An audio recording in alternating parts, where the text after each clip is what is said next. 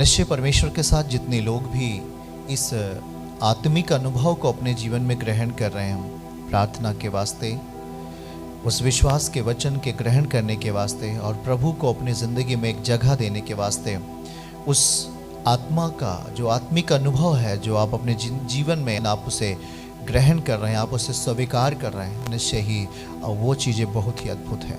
जैसे जैसे आप आगे बढ़ रहे हैं वैसे वैसे आपकी दशाएं जो हैं वो आत्मिक बल में परिवर्तित होंगी, वैसे ही आपकी कमजोरियां जाती हुई दिखाई देंगी और आपके आत्मिक सिचुएशन में एक शक्ति प्रभु का दिखाई देगा। आमीन।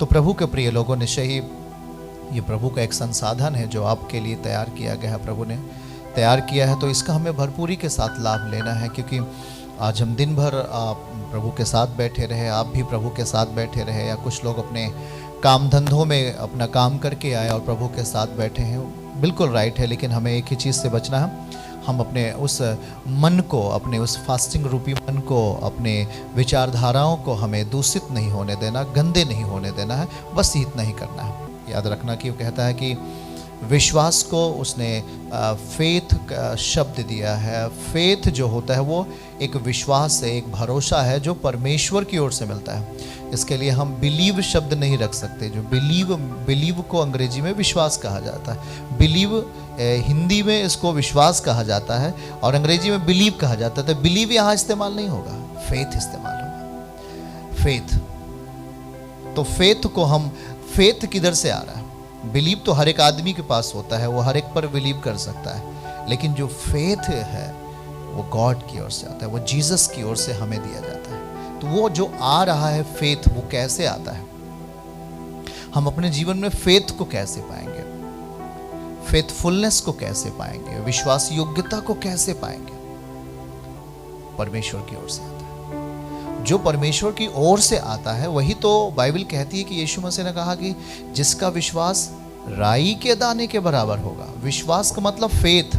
यदि फेथ राई के दाने के बराबर होता है तो वो पहाड़ से भी कह सकेगा उखड़कर समुद्र में जा गिर, तो वो चला जाएगा। आमीन। तो वो फेथ है, वो बिलीव नहीं है। अंग्रेजी में बोलेंगे तो वो बिलीव शब्द नहीं है, वो फेथ है। क्योंकि फेथ आता है, फेथ दिया जाता है परमेश्वर की ओर से। हालेलुया। इसीलिए जब फेथ आ रहा है तभी तो प्रभु कहता है ना, अगर तू विश्वास करेगा, यदि तू फेथ रखता है, मुझ पर भरोसा रखता है, मेरे वचन के ऊपर जो तुझे सौंपा गया है वचन से। एक विश्वासी का दायरा कैसे बढ़ता है, कैसे वो विश्वास में बढ़ता है? जैसे देखिए, जब आपका विश्वास बढ़ता है तो बहुत सारे कटीले रास्ते खत्म होते हैं। अब आपका विश्वास का दायरा कैसे बढ़ता है? बहुत सारे लोग निर्णय लिया कि हम निश्चय ही प्रभु के साथ समय व्यतीत करेंगे। बहुत सारे लोगों ने कहा नहीं नहीं ठीक है, हम वैसे ही रहेंगे। हाँ ठीक है, आप वैसे रहिए, लेकिन आप अपने आत्मिक दायरे को बढ़ाने के लिए जो प्रोग्राम करना है, हमें उससे शामिल होना है। उसमें खुदा की आत्मा को और नज़दीकी से हम देख पाए, उस क्षण को जो प्रभु हमें इस टाइम में देना चाहता है उससे और बड़ी ही शक्ति के साथ अनुभव कर पाए। उस चीज को बाय फेथ, विश्वास से अपने जीवन में लाना। विश्वास दिया जाता है परिमाप के अनुसार। कहां से विश्वास आ रहा है हमारे पास? ये वचन से विश्वास आता है। ये वचन है, ये स्रोत है शक्ति का। ये वचन है जो सारी वस्तुओं का मैटीरियल, सारी वस्तुओं का स्रोत है। ये, इससे हमें हर चीजें मिल सकती हैं। इसीलिए इस पर चाहे अंधा हो, लंगड़ा हो, बहरा हो, गूंगा हो, कोढ़ी हो, कोई भी हो, केवल वो मरा ना हो बस। अगर वो सुनता है प्रभु के वचन को तो निश्चय ही उसके पास विश्वास आता है। एक ऐसा विश्वास जो बीमारियों को हटा सकता है। एक ऐसा विश्वास प्रभु की ओर से आता है जो उसकी समस्याओं को दूर कर सकता है। हालेलुया। तो ये विश्वास हमें कहां से मिलेगा, कैसे मिलेगा? इस चीज का प्रोग्राम तो प्रभु आपको कर रहे हैं ना। मन की शुद्धिकरण के साथ बैठ जाओ। अगर आप खाना खाकर भी, कुछ लोग सोचते हैं कि हाँ ठीक है चलो खाना खा लेते, कोई दिक्कत नहीं। हम समझते हैं कि प्रभु के साथ बैठो तो भला, क्योंकि जो चीजें हमें सौंपी जा रही हैं उसमें हमारे विश्वास का दायरा बढ़ेगा। और जब विश्वास का दायरा बढ़ता है तो समस्याओं का दायरा खत्म हो जाता है यीशु मसीह के नाम में। आमीन। हमारे साथ बोलिए, जब विश्वास का दायरा बढ़ेगा तब समस्याओं का दायरा खत्म होगा, तब बीमारी का दायरा खत्म हो जाएगा। हालेलुया। हमारे साथ बोलना इस बात को, बोलिए, जब विश्वास का दायरा बढ़ेगा तो बीमारी का दायरा, समस्याओं का दायरा, दुष्ट आत्माओं का दायरा खत्म होगा। तो दुष्ट आत्माएं आत्माएं हैं, तो ये विश्वास क्या है, ये फेथ क्या है, कैसे आएगा? आत्मा से आएगा। लोहा लोहे को काट देता है, आप प्लास्टिक से लोहे को नहीं काट सकते। लोहा काटना है तो लोहे का ही धार, हमें लोहे को ही पैना बनाना पड़ेगा लोहे को काटने के लिए। बहुत सारे लोग, बहुत भाई बहन अपने आप को अनुशासित किया है। मैं महसूस कर रहा हूं इस बात के लिए, और चर्च में भी देख रहा हूं कि बहुत सारे लोग अपने आप को अनुशासन की दशा में लेके आ रहे हैं। बहुत सारे नौजवान स्टूडेंट्स, पढ़ने लिखने वाले भी फास्टिंग के साथ समय व्यतीत कर रहे हैं। ये अनोखा है, ये साधारण नहीं है, क्योंकि ये जो फेथ हमें मिल रहा है, ये जो विश्वास हमें मिल रहा है, ये आत्मा से मिल रहा है, परम प्रधान आत्मा से मिल रहा है। इसलिए उस परम प्रधान आत्मा को अपनी जिंदगी में दायरे को बढ़ाने के लिए करना क्या है? इस वचन के निकट आना है। हालेलुया। वचन के निकट आना। जब हम इस वचन के निकट आ जाते हैं तो हमारे विश्वास का दायरा बढ़ने लगता है। जब इस वचन से दूर हो जाते हैं, हमारे विश्वास का दायरा संकुचित हो जाता है, खत्म होने लगता है। देखिए, जब विश्वास बढ़ेगा, फेथ बढ़ेगा, तो परमेश्वर की जो एक पहचान है, छुटकारे के रूप में, एक आशीर्वाद के रूप में, वो हमारे साथ आ जाता है। आमीन। आज वही चीज हमें देखना है। दाऊद क्यों कहता है भजन 34 अध्याय वचन 1 में, हर समय मैं प्रभु की सेवा, हर समय मैं प्रभु का धन्यवाद करूंगा। जब दाऊद परेशान था, उसे कोई तो मारने के लिए उसका पीछा कर रहा था, दाऊद बहुत परेशान था। तो योनातान, आपने वचन सीखा होगा, योनातान उसके पास जाता है, साउल का पुत्र, और उसे यहोवा के बारे में चर्चा करता है, और दाऊद को शांति मिलती है। ओहो, धन्यवाद परमेश्वर। क्योंकि याद रखना है, ये जो वचन है ना, ये जिंदा वचन है। ये हमें विश्वास प्रदान करता है। कौन सा विश्वास प्रदान करता है? कौन से लेवल का विश्वास प्रदान करता है? कुछ लोगों का विश्वास है कि हाँ, बस मेरी बीमारी चली जाए, मेरी समस्या खत्म हो जाए, बस इतना ही विश्वास कुछ लोगों का है।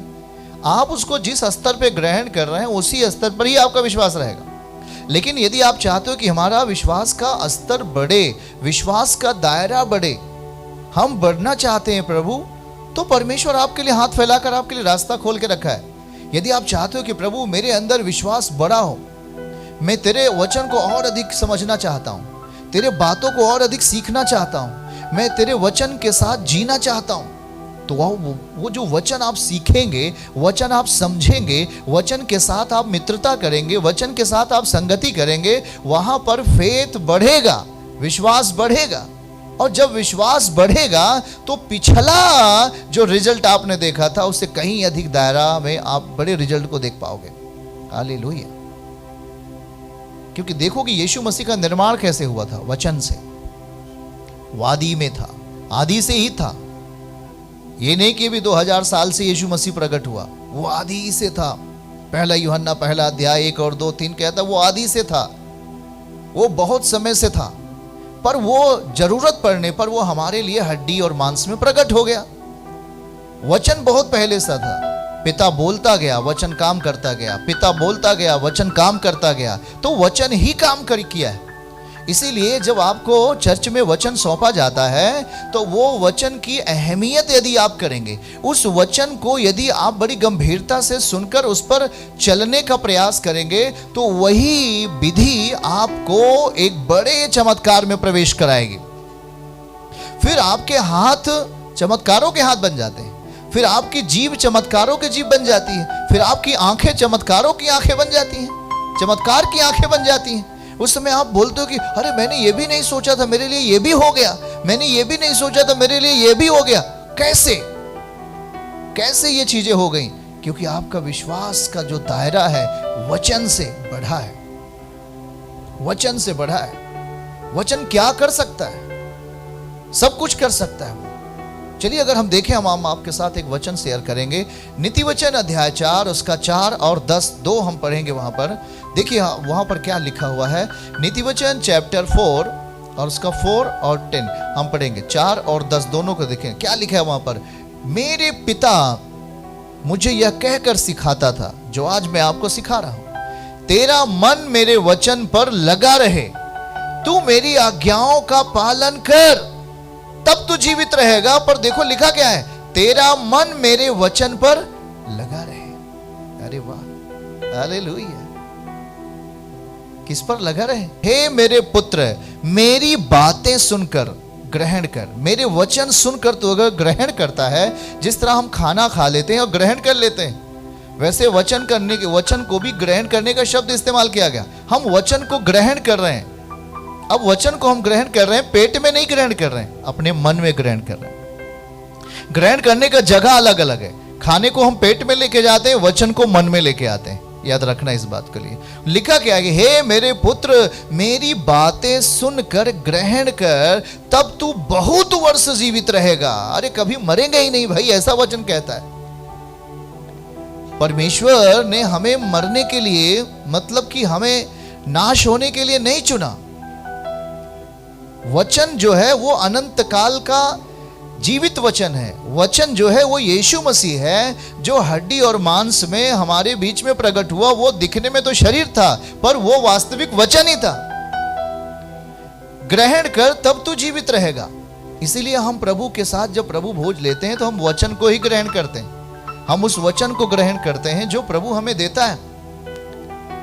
इसलिए आज क्या है, कैसे हमारा विश्वास बढ़ेगा? बहुत लोगों ने कहा हमारा ये काम नहीं हो पा रहा, हमारा ये काम नहीं हो पा रहा जी, कैसे करें, हमारा ये मकसद नहीं पूरा हो पा रहा है। आपका फेथ किधर है? आपका विश्वास किधर है? आप किस ओर से अपना विश्वास बढ़ा रहे हैं? वचन के निकट आना है, क्योंकि सारी चीजें वचन में दे दी गई हैं। सब कुछ वचन में सौंपा गया है। भरपूरी की दशा वचन है। इसीलिए हमारा जो एक संगति होना चाहिए वो वचन के साथ होनी चाहिए। जितने भाई लोग बाइबल पढ़ सकते हैं वो लगातार अब वचन के साथ रहें। अपना काम करने जाएं तो वचन पढ़ कर जाएं, जब वापस काम पे आते हैं, घर आते हैं तो वचन पढ़ें। वचन के साथ हमें जितना इसको हम समझ पाएंगे उतना ही हमारे विश्वास का दायरा बढ़ेगा और उतना ही चमत्कार का दायरा भी बढ़ेगा। चर्च की सभी प्रार्थनाओं को और परमेश्वर के दास के द्वारा टीचिंग सुनने के लिए और अपडेट्स को जानने के लिए हमारे इस चैनल को सब्सक्राइब करें और साथ में बेल आइकन को जरूर दबाएं, ताकि जब भी लाइव प्रार्थना हो तो सबसे पहले आप देख सकें।